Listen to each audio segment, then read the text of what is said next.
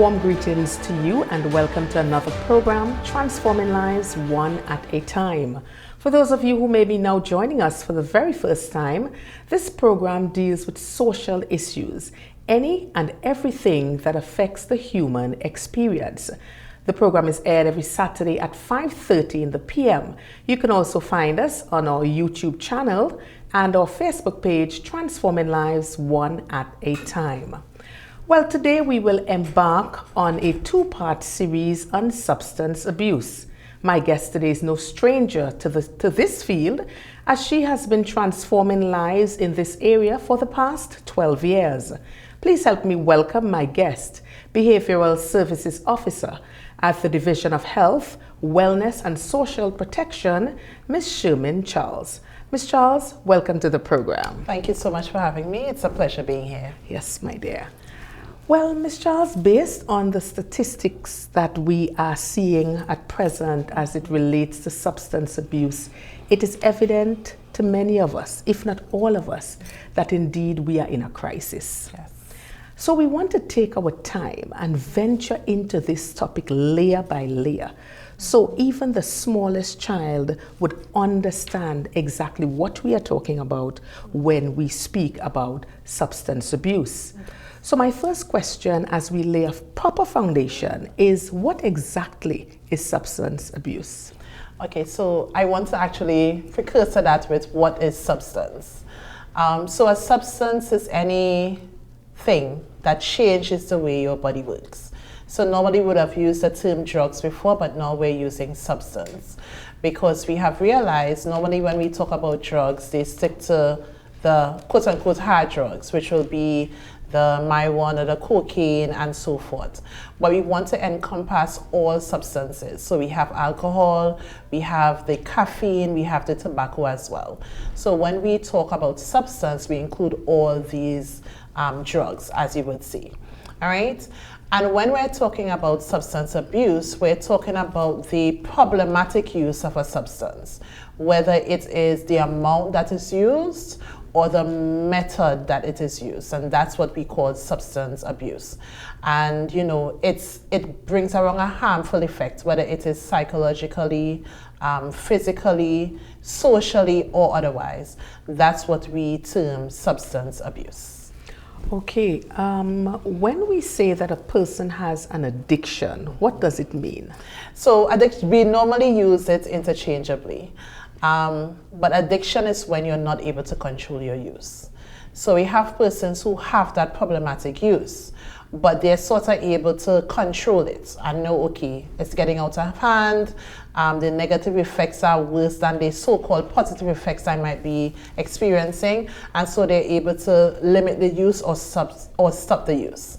When we talk about addiction, you're not able to control the use. It's sort of like you're dependent on it, for want of a better word. You need to have it no matter how much it's having a negative effect on you. So it's sort of like a compulsive use. You're not able to stop when you need to stop. Yes. And even with all these harmful and negative effects. So that's where addiction comes in. Right. Well, you know, many times we would hear persons say who are using substances that I'm not addicted.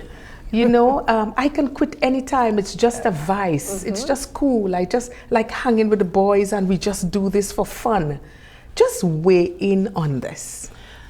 Everyone always says that.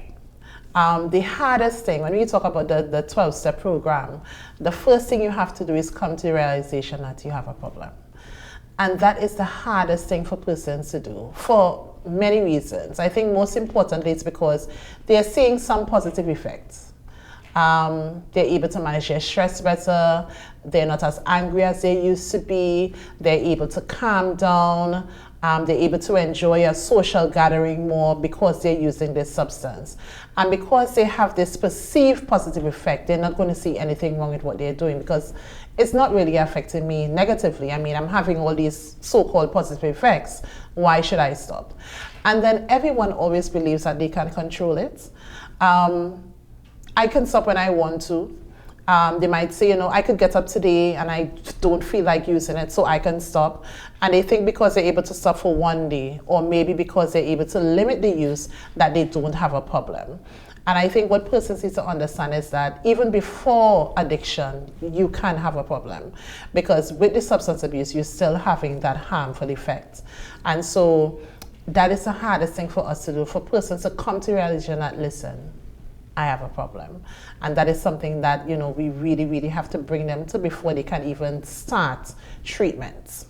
Wow. So coming to terms with the reality. Yes. Because it seems, and it brings me to the question, is it that as citizens, we are slighting the use of substance abuse and not giving it the kind of urgency that is needed?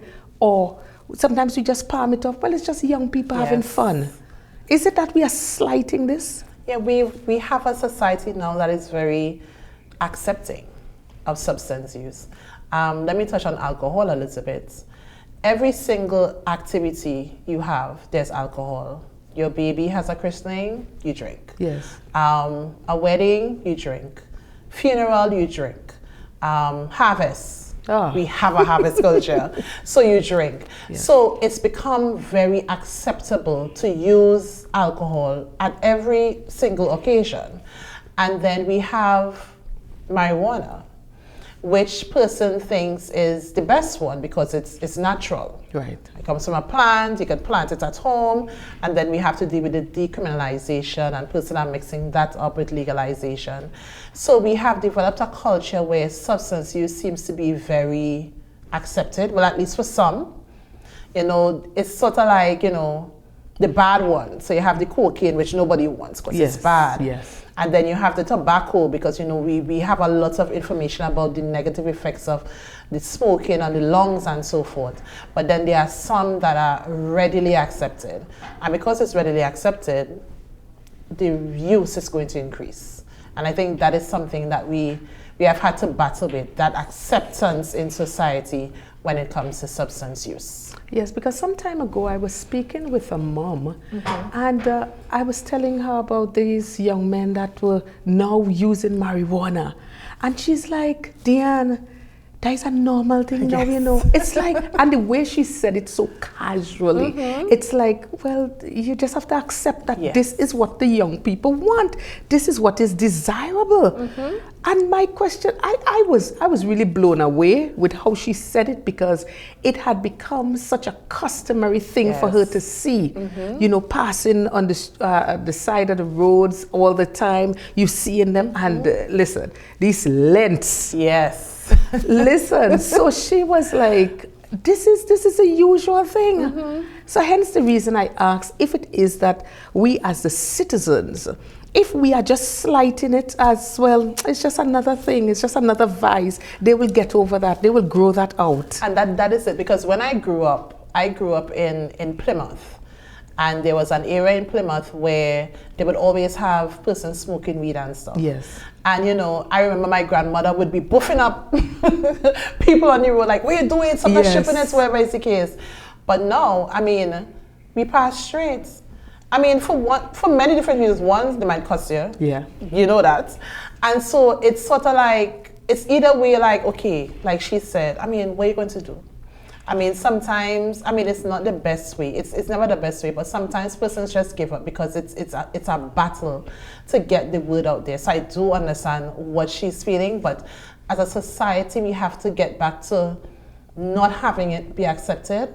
Like, holistically, as a society, start from within your homes. Yes. Let your children and your young people know that this is not something that is accepted or something that is tolerated. That is what we have to come back to. It brings me to the question, are there any benefits? No, we have to be real. And this program, we touch on subjects that a lot of persons don't want to address. We address the white elephant in the room, because if we don't ask the question, if we don't say it, persons will just continue pushing it under the rug, sweeping it under the rug. And we have recognized that over the years, we have been doing that. And what do we have now? We have an entire rug, it's long like a mountain, Yes. and we are now trying to clean up that. We are actually dealing with the repercussions of just allowing things to slide. Yes. You know, so my question is, because I would always ask that, is there any benefit apart from benefit for the business community? Because we know it's a Yes. multi-billion dollar, we Yes. know that, dollars and cents. But is there any benefit to the human experience? You see, and this is something that we have had to battle with when we're going out and doing these education things. Because the reality is, and I don't know if I should say the sad reality is, a lot of persons who are using substances for a certain reason are seeing the benefit. So for example, I have had young people who would say, Miss, if I don't smoke, I go kill somebody. Wow. Miss, I just get real vexed. And when I get vexed, I just lash out. So instead of me lashing out and ending up in jail, I would smoke something. And so you're kind of thinking like, do I want him to end up in jail? Right. Or do I want him to just The relax lesser and- of the evil. And so the unfortunate thing is that a lot of persons who are using it are seeing the benefits. There are persons who use it to deal with anger. There are persons who may be stressed out and to deal with that immediate feeling of stress, because it doesn't get rid of the stress, but that immediate feeling, they use that. There are some persons who are going through grief. Somebody died for them, and to deal with all those emotions that come with grief, they're going to be drinking. And so there's an immediate benefit. But like I tell someone, I always bring my experience when I was doing surgeries. I had to take pain medication. And yeah, it would work. The pain medication would deal with the pain. But then it would affect my liver if I stay on it too long. Okay. It would affect my kidneys if I stay on it too long. And so when we go, we like to talk about, because they always talk about the medication and side effects. And I always say, just like medication, which is also a substance, would have side effects. After the positive effect, which will be the pain going. Yes. It's the same thing with the marijuana. And are you willing to take a risk where I have this benefit, but after I have that benefit, I have to deal with those negative side effects? And I think that is what we normally have to tell them, because they could list out for you. Trust me, when you want to use something, you can find all reasons that it's good for you. And I always say, okay, fine, you manage your stress for now, but the stress is still there. What you going to do? Yeah. You get anger now. What if one of these days you get angry and you have no weed around to smoke? What you going to do? How are you going to manage the anger? So we always have to say, yes, there's these seemingly positive effects, but there are also those negatively side effects that come along with your substance use. I am thinking, get into the root of the issue. Because here it is, we are talking about, okay, persons are, you're stressed out, so you know what, I'm gonna head to the bar. I just need to drink, I just need to smoke, I just need to keep calm.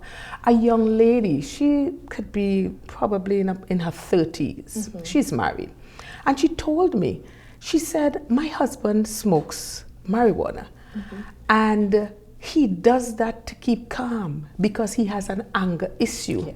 And if he doesn't do that, we have a problem. And I'm asking myself, I said, wow. So in order for me to deal with this anger, in order for me to deal with this hurt or this pain or this trauma, I have to be on this substance.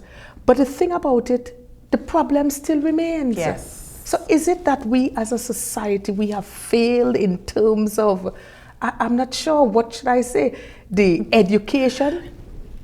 And I think it's not so much education, but there are certain life skills that you need to learn. Right. How to deal with anger. Because nothing is wrong with getting angry. Right. It's an emotion. It's an emotion. How you deal with it. How do you deal with stress? Because you're going to feel stress no matter what. There's always going to be something that stresses you out. Yes. How do you manage your stress? There's always going to be a time where you're going to be grieving, whether it is a loss of a job, a loss of a friendship. How do you manage your grief? And I think what is happening is that a lot of persons don't have these just basic coping skills. Right. And because they don't have these coping skills, they go to something that's easy. Yeah. I was just about to say that. Yes. We live in a world now It's a microwave mentality. We want the quick fix. Yes. We are having a problem at work. We want it to be fixed now. We are having a situation. Fix it now. Do it now. Yes. And sometimes things take a certain process. There is a process. So I'm hearing that we need to get back to the root cause. Yes. Which is possibly the home. In terms of teaching our children exactly, okay, you would have a little misunderstanding at school. How do you deal with it? Yes. And sit our children down and explain, okay, yes, you will feel angry, you may feel to take up a ruler and hit a child, but you can't do that. Yes. Maybe you could tell the teacher what is happening. Maybe you could, when you come home, you could talk to mommy and daddy and say, mommy, this child is doing this. Teach them how to deal with it. Yes. And we are seeing now the manifestation of failure in that area. Yes, and I think that's something that we have sort of bypassed where substance use is concerned. We tend to look at the individual, but the substance use one affects more than the individual. And like you said, it starts from when they're young. I have 2 nieces and a nephew, and we have to teach them how to lose. Right, yes. And you know, it's okay to lose. You can't win all the time. And when you lose, it's not for you to throw a tantrum and carry on, because you can't win everything all the time. Yes. And it starts from there. How do you teach them to express their anger? We have a little thing when you say big boys will cry. Right. What are you crying for? Big boys will cry. And then this little boy grows up to be a big man, and is sad because he's lost his family, someone has died for him, he's lost a job. And he doesn't know how to express that sadness because he was taught big boys will cry. Yes. And so the easiest thing for him to do is go in a bar, drink, lime, joke, and laugh, than to actually deal with that emotions and go through the stages of grief. And so we have to really start from the home. Yes. And that's why you have to start from when they're small, because those life skills you have to start to develop from since they're born, of course, right up, so that when they get to be adult age, those skills that they have learned, that they can use it. Yes, as you said, the home, because by the time the child is 7, I mean, they have developed most of the things that they would learn. They would have already learned that at age 7. And then before that, we are sending them into the schools. Of course. So once we send them into the schools and they have not been taught certain principles and how to deal with certain areas in their lives, it now becomes a major problem. Yes, it does. Or somebody teaches them. Yeah. So you might want to teach them something, but they're going to pick it up from some other child at school. Yes. And so you have to make sure that you teach your children certain things so that when they go out to school, they know what needs to happen and doesn't just pick up what somebody else is doing. Right. I think that's very important as well. Very critical, because if you don't teach them, somebody else is willing to teach them, just like getting involved in a gang. You know, if you don't know your purpose, someone else will impose their purpose on you. Yep. And this is a problem we are having. This is definitely a problem. Well, at this time, we're going to take a short break and we will be right back. Stay with us. If you're wondering where to find top-tier quality tiles and products to refurbish or renovate your wall, floor or pool, well, your worry is over. Come to D-Cells Tile and Ceiling Center, Store Bay Local Road, opposite the Bonnecourt Primary School, Tobago, where you will find porcelain, mosaic and ceramic tiles of the highest quality guaranteed. D-Cells Tile and Ceiling Center also stocks thinset, grout, tile cutters, and yes, windows. Plus a friendly smile and service that's second to none awaits you. So forget the hassle and get all the quality tiles you need right here in Tobago at D-Cells Tile and Ceiling Center. Call us today at 460-8802, 639-8281. Opens Monday to Saturday from 9 a.m. Welcome back to the program Transforming Lives One at a Time. My guest, Behavioral Services Officer, Ms. Shermin Charles. Ms. Charles, well, just before the break, we went into a lot, a lot of information. We want to present it as it really is, real talk. Yes. too long we have been sweeping things under the carpet. So we want real talk. Is there a high possibility that a person who uses substances can indeed be addicted and trapped? Because some persons say, well, I just use it for recreation, just a little relaxation. Yes. Let's talk about that. And that's how it starts. Okay. I think you need to say that again, eh? That's how it starts. Yes. So, persons always have a reason why they start using.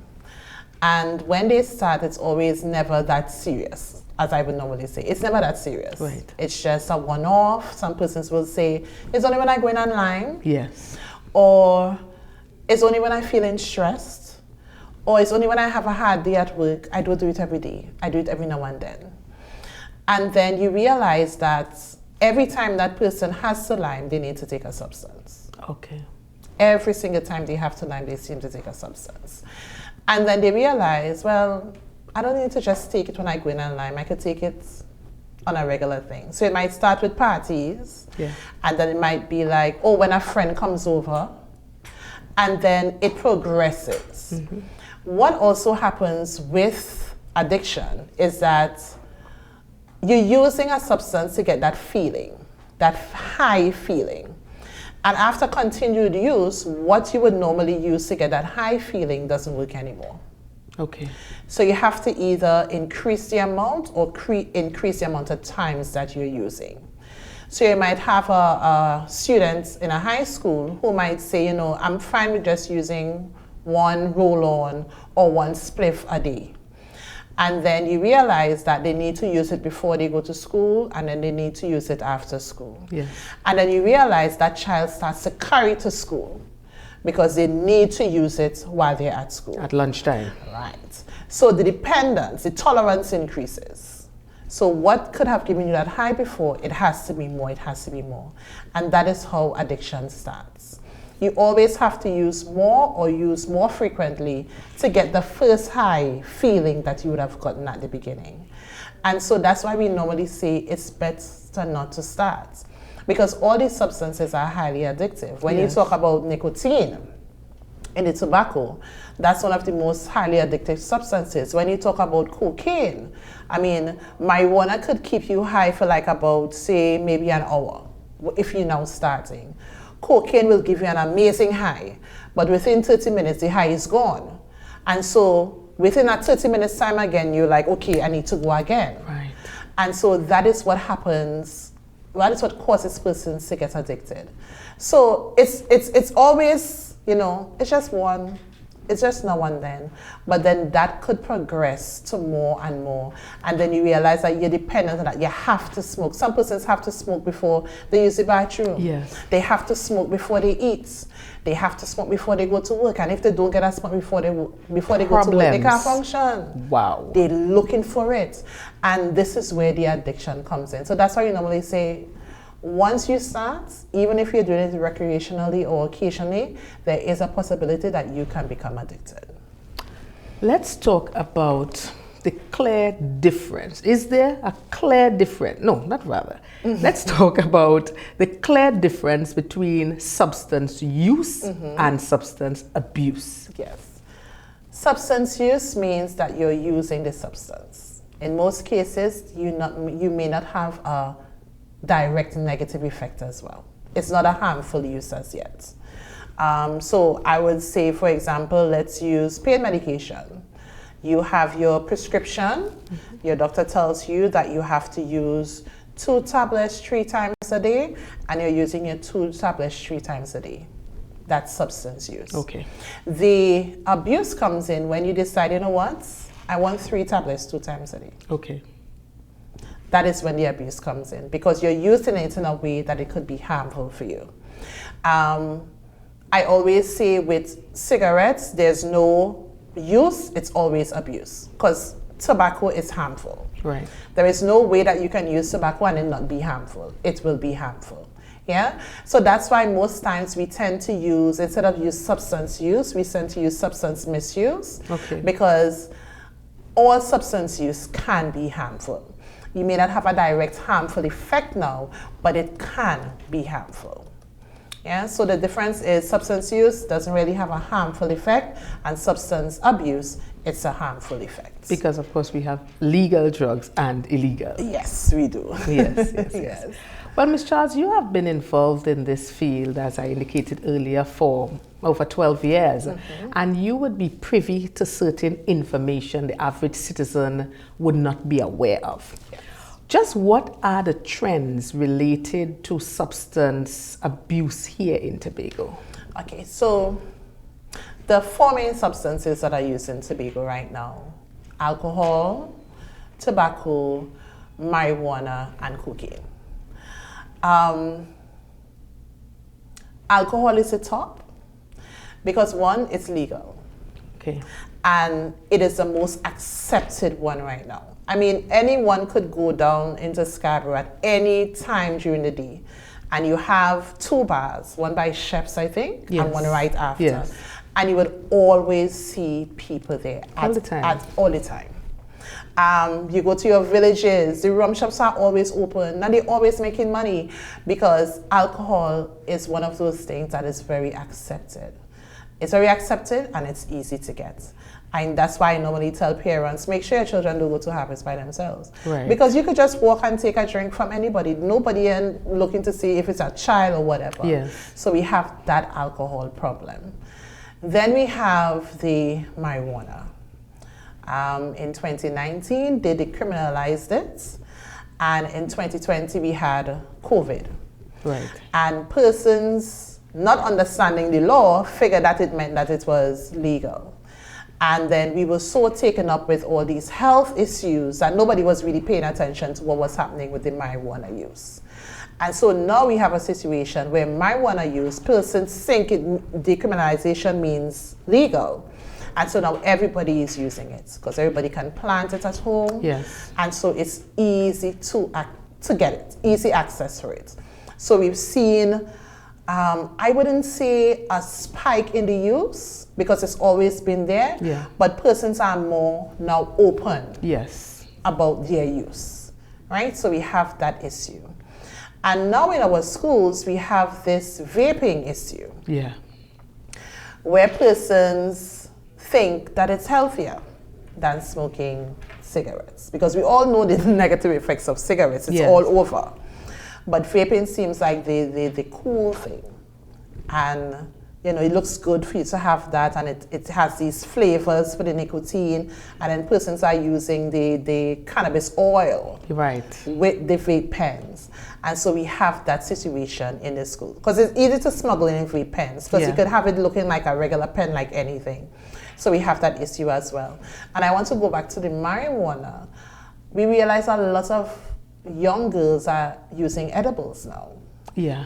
So the boys are smoking, the girls, because you know, when we see a woman smoking, we screw up our face. Yeah. When we see a man smoking, it's like, whatever. Of course. So now they're putting it in brownies and cookies and candies and gummies, and so we have that. So you're still ingesting. You're still ingesting it. And then unfortunately, we have these different pills. We knew they had this Zessa pill era, and persons are bringing in ecstasy, Yes. and persons are finding these legal prescription medication, and they realize, listen, if I take this pain medication, I can get a high. So they're using that as well. So we have all these issues going on in Tobago.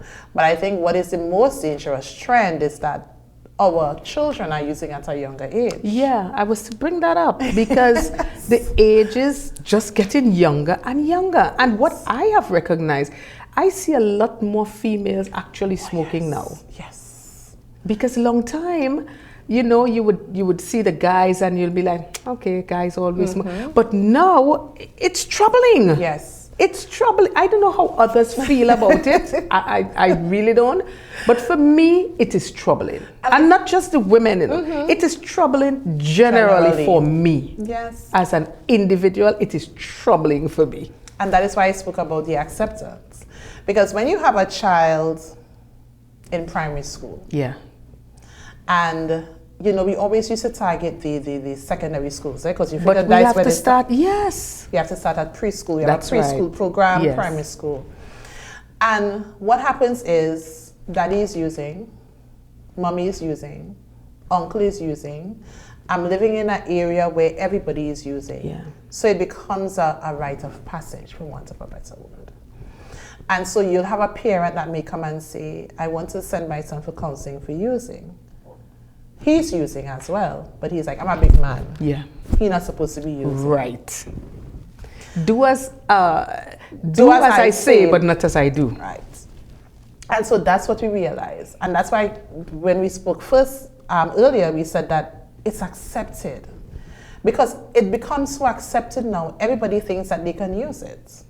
The law enforcement has a lot of work to do, because for them to have to monitor everybody's child when it comes to these things. So my question is, where are the parents? No, because we all have a responsibility. The law enforcement has a responsibility. Your division has a responsibility. The parents has a responsibility. The church has a responsibility. The community activists, police youth club and the community councils have a responsibility as well. And it all comes back to a village. Yes. Raising a child, and someone asks, you really want the kind of village that we have now to raise your child, because all of them will be smoking weed? Yes, I think that, and that is so important, because take for example, we see the children at school, so we have a school program. Yes. We go in, say, for 5 weeks, we have them 1 hour per week. But when they go home, what happens at home? Yeah.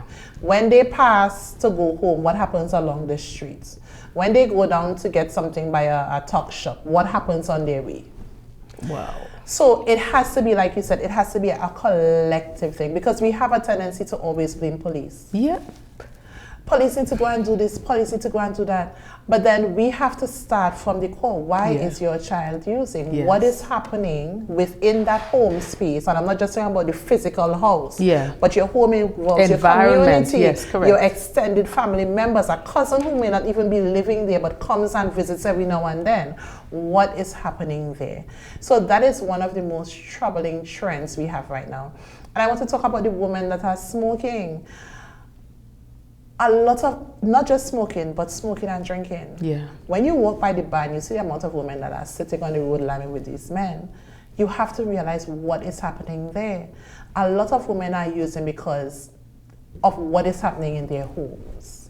I mean, being a mother and a parent is stressful. Yes. Generally. I'm not one. But I see it from my sisters, my sister-in-law and so forth. And imagine you have to do that, but you have other issues going on.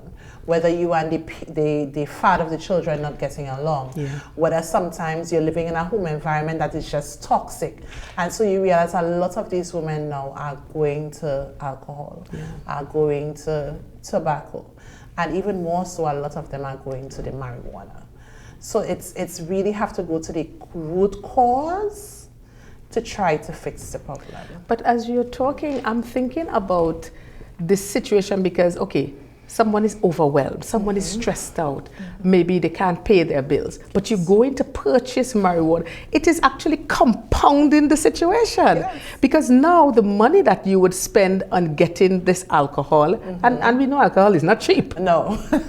and the cigarettes and the marijuana, when you look at it, is it that this is really a stress reliever or it's making matters worse? That's why I always say it's a short term. Short term. I remember a young lady told me that her bill was $1,000 and $100 wasn't going to do anything for the bill, so she just went and drank. Right.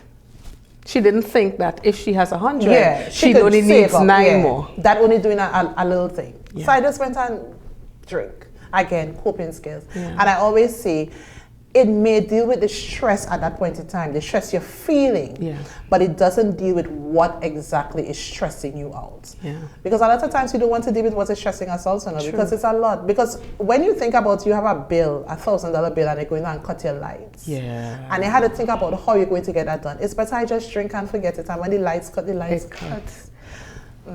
But I don't want it to sound to our viewers that we are downplaying the stresses of life and how persons can be distressed, they can be overwhelmed, because we understand, we know that there's real situations out there, real problems out there. We could think about the single mothers, we could think about the single fathers, the only breadwinner of the home, and you have 2 and 3 children, and you are thinking when someone else is probably just relaxing at the beach, you are thinking school for them tomorrow, what am I putting in their lunch bags? How am I dealing with this? Maybe I may not have a good relationship with my extended family members. I don't have the support system. So I'm saying that we have people that have real needs, and we have to be more empathetic. To me, it's like every 2 or 3 programs I come on, I have to remind us. Because we have to care more. I remember when I first started, I had a bias against substance users, because I'm like, come on. You see the results. Really, come on. And then when you hear the stories, I remember I told a colleague, a friend of mine, I said, if I was in some of these person situations, I might have been using as well. So I would say, like, I would understand. Like, I could understand, because I always say the biggest stress I had was when my father was sick, just before he died. Like, to me, that was a major stress for me. And I used to drink alcohol to sort of forget that he was sick and whatever. And this was just alcohol. And when you listen to their stories, it's nothing compared. Who has been abused? Who is currently in domestic violence situations?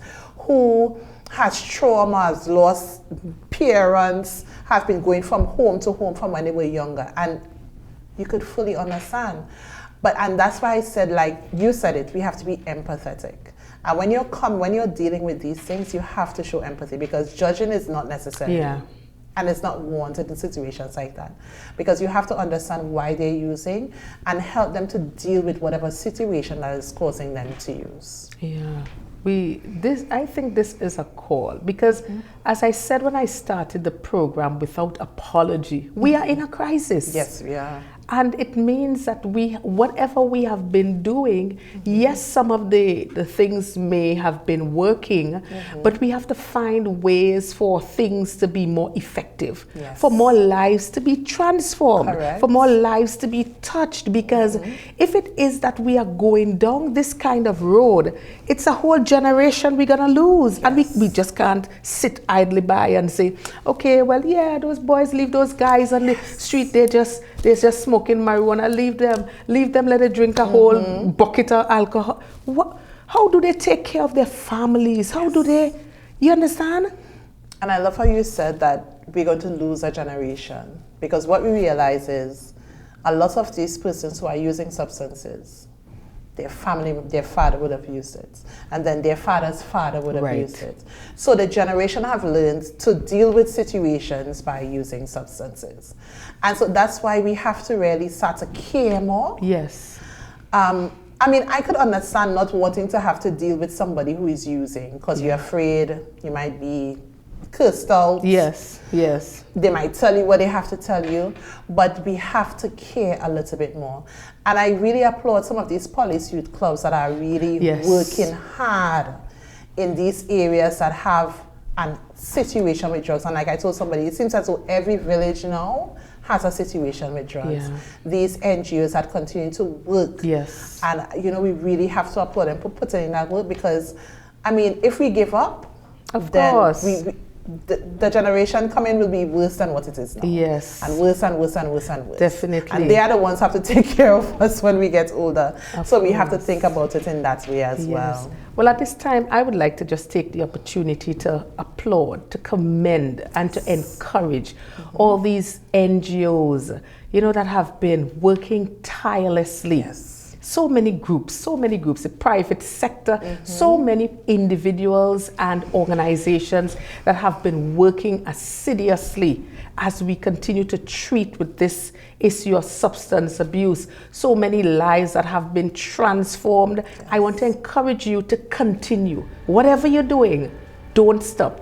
Don't be discouraged. Continue doing what you're doing, because in your own neck of the woods, you are living out this program, which is transforming lives one at a time. We're going to take a short break and we'll be right back. Stay with us. If you're wondering where to find top-tier quality tiles and products to refurbish or renovate your wall, floor or pool, well, your worry is over. Come to D-Cells Tile and Ceiling Center, Store Bay Local Road, opposite the Bonnecourt Primary School, Tobago, where you will find porcelain, mosaic and ceramic tiles of the highest quality guaranteed. D-Cells Tile and Ceiling Center also stocks thinset, grout, tile cutters and yes, windows. Plus a friendly smile and service that's second to none awaits you. So forget the hassle and get all the quality tiles you need right here in Tobago at D-Cells Tile and Ceiling Center. Call us today at 460-8802, 639-8281. Opens Monday to Saturday from 9 a.m. Welcome back to the program. We are talking about substance abuse and the many effects that it has on society at large. Ms. Charles, based on the National Drug Policy of Trinidad and Tobago 2021, it seeks to address the complex issue of drug control through a balanced and multi-pronged approach, which of course prioritizes the safety of citizens. Yes. In light of this policy, do you think we have been doing enough as it relates to our educational drive, or is there room for more to be done, especially from the preschool and the primary school levels? So there's always more to be done. I always feel as though we're never doing enough. But I do like that you brought up from the preschool and primary school levels. Yes. So I know that the National Drug Council and the National Alcohol and Drug Abuse Prevention Program would have created a preschool curriculum. Okay. It's called the Trinity Smart Initiatives, and it deals directly with substance use for preschool age students. So I know currently the division is in a process of planning a training program where we train the teachers to deliver that curriculum and also give them the resources to do that. So there's a storybook, there are puppets, there are videos, and so forth. So that is something that we have started. The primary school level, I think we can do more. We would normally go in and deal with the Standard 5 students after the SCA exam. We will normally go in and deal with the Standard 5 students to sort of give them that information when it comes to substance use. But we realize that by that age, they are already exposed. Yeah. They may not be using, but they're already exposed. Yes. So what we have decided to do, and we're still in the process of planning, but from the next school term, we want to really do a regular program in the primary schools. So we're going to deal with either the Standard 1 or the Standard 2 students and have this be an ongoing regular program where we're educating them about the effects of drugs. That's what we want to do. Right. I know that in the secondary schools, the student support services are doing a lot. You know, there's always a need for more human resources. Yes. In these units. But I know that they are doing a lot when it comes to the substance use aspect of it and the education aspect of it. But I think what we need to really focus on is the community education aspect. Okay. Because like I said, we educate the students, but when they go home, when they go into their villages, what do they know? And so I think what we really need to focus on is really getting the community involved in this education thing. I mean, it's only 3 of us at our unit right now. So what we normally do is that we will do what you call training of trainers. Yes. So you equip those community leaders with the education, the knowledge and the skills that they need to really go out and educate these persons. But I know a lot of the community groups, the policy clubs would reach out and say, you know what, come in and do a session with me. Right, okay. Come in and do a session with our club members and so forth. So there's always room for improvement where the education is concerned, but we always like to let community leaders know that we are here and we are available whenever you need us, to just call us.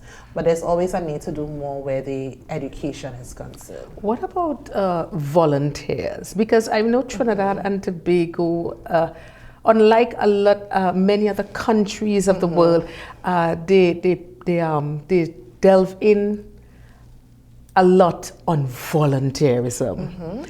And I'm thinking that something like this, if we can have persons, because sometimes we have a lot of at home, persons at home. And there, I'm sure there is something you can give for 2 hours. Is there room to activate volunteers to be a part of this, and how can we make this happen? And you see, I like that idea, because I'm being honest, that is not something that I would have thought about, because you normally will just go to already established clubs. But it could be that we could have a registry where persons who are willing to volunteer to go and do this education, you come, you get the training, you get the resources, you get the support needed to do that. So that is something that we could really look into, because we normally target the volunteers with the already established groups, the youth clubs, the dance clubs, the sports clubs, and so forth. But if there are persons outside of those who really like to volunteer, then yes, we'll be willing to train them and have them go out and deliver the education when it comes to substance use prevention. Right. Well, maybe this is one of the ideas you could take back to yes, the office I today. am going to take it back. And that is something I would be interested in. In doing that training. So, because where I am, I meet young people all the time. Well, persons of all ages, but I interact with a lot of young people, a lot of young men, especially many times those young men on the side of the street and they smoking, and so I would always stop and have a conversation. You know, and my heart is there because I want to see people's lives touched. I want to see people's lives transformed. It's my heart. And it is troubling to me that so many persons are going down a slippery road, and I know what is out there. And we are trying to help them avoid certain pitfalls. So wherever, and I'm making a call, maybe I'm looking right into the camera. Maybe you might have some extra time and you might say, well, I'm so busy. I am sure you could give, even if it's 2 hours. And you come, you get the kind of training, and then you are able to now impact lives. You are able now to share that information, share it with maybe your youth group. I'm even calling on the churches. Maybe we can have some of the churches send a representative and we do a big training and have persons come in, even some of the community councils, the police youth clubs. I'm calling on you. I'm calling on the private sector, because someone shared something with me recently. They said that we are actually looking for good employees. But if we are not investing in the younger ones now and inculcating the kind of values we want to put in them now, when they come to work for us, we have problems. So why not do it now? Prevention is always better than a cure. Correct. So I am calling on you. Yes, the conversation is very, very interesting. And staying in this vein, what are the signs of addiction that we can look for in an individual? The first thing is that there will be changes. What they might be interested in before, they're no longer interested in. So they might be interested in going out online, playing football, going to the movies. They no longer have that interest. Some persons tend to withdraw from the social environment. So they will normally come to family events, they will normally come to beach limes. They prefer not to do that anymore. For persons who are working, they may be missing work. They're making a lot more mistakes at their job. For children who are going to school, you realize that they're not doing well in school anymore. They might be playing football or in athletics, they're not performing well there anymore. Those are some of the signs that you can look for. You also have situations where a person changes their mood, their character changes. So you know this person to be a very calm person, and then you realize that in tutus, they're getting vexed for no reason, they're getting agitated, they're having these major mood swings. Those are some of the things. Another thing is that they just never have money. Okay. And that's simply because all the money is going towards the Yeah. substance or the drug. We have persons who might try to steal from you Yeah. because they want to get those things. Those are some of the signs you can look for. Another thing is that they just look unkempt Yes. because their focus is just on getting that substance, so they don't care how they look, how they smell, or anything like that. And those are some of the things that you have to look out for. Yeah, so there are some physical changes that you can Yeah. see, and there are some, character changes, some personality changes that you have to look for as well. I know one lady said that the son that she remembered is not the son who is presented before her right now. Okay. She said that is not who she raised, that's not who she knows.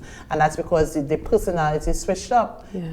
Kind and loving son, cussing his mother, doing whatever he wants, coming in and out of the house, stealing from her, those kinds of things. So those are the things that you can look for where addiction is concerned.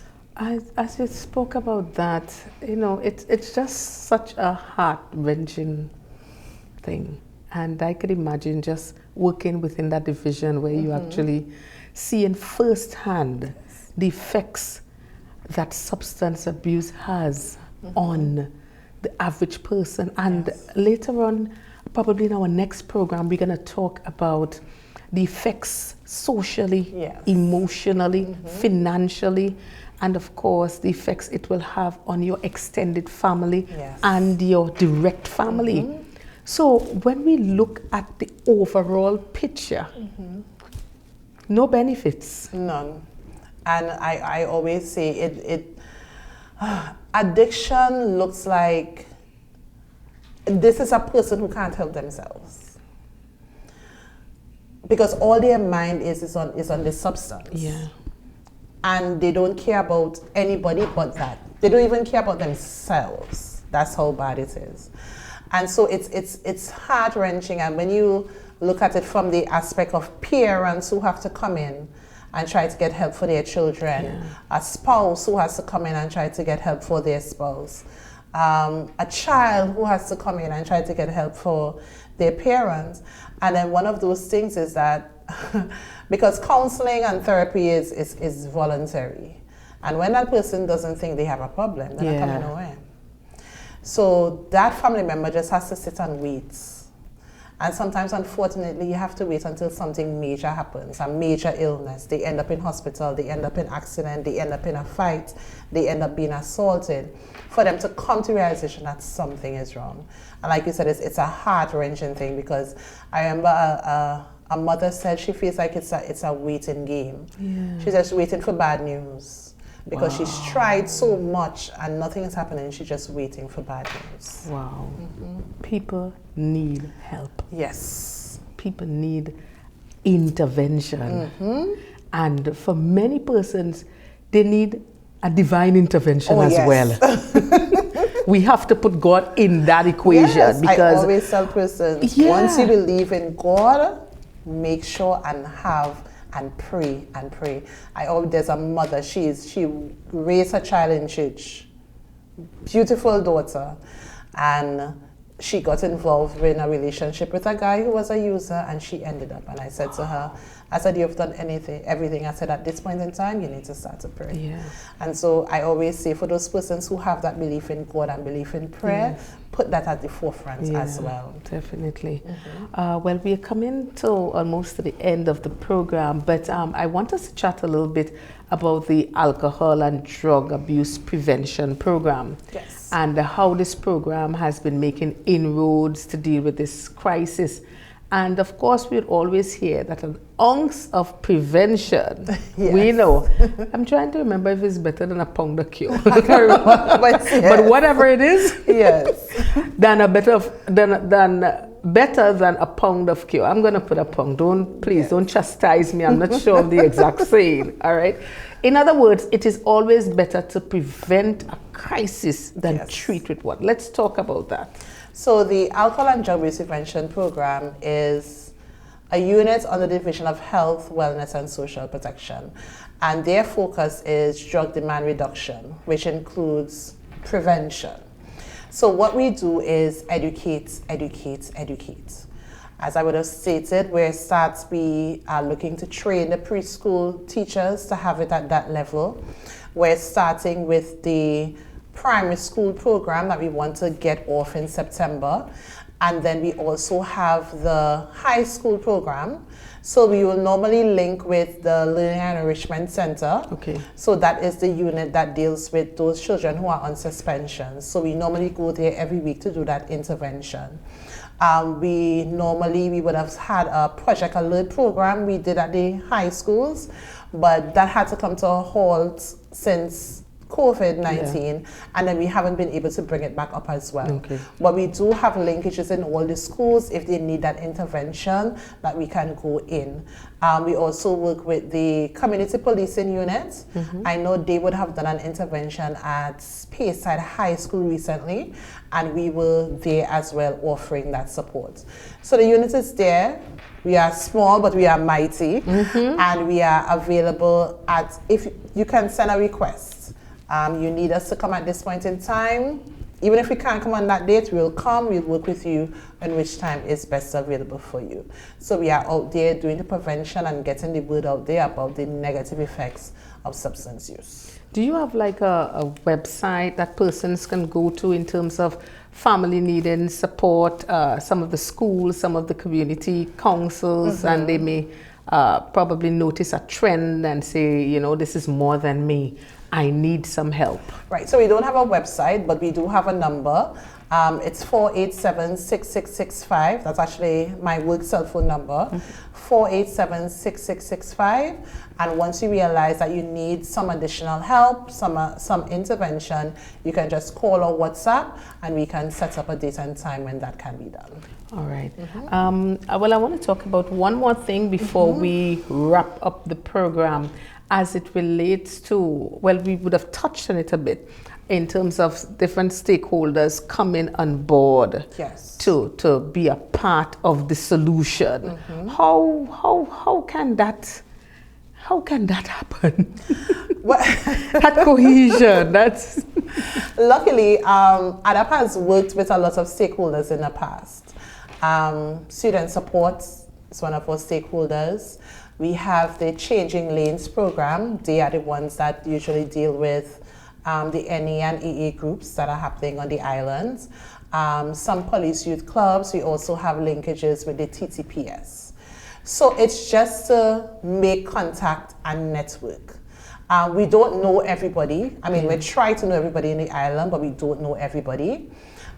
So if it's that you're one of those persons who are interested in prevention, you can also make contact with me, because we normally use our stakeholders we have a symposium we do for the International Day Against Drug Abuse and Illicit Trafficking. That's in June.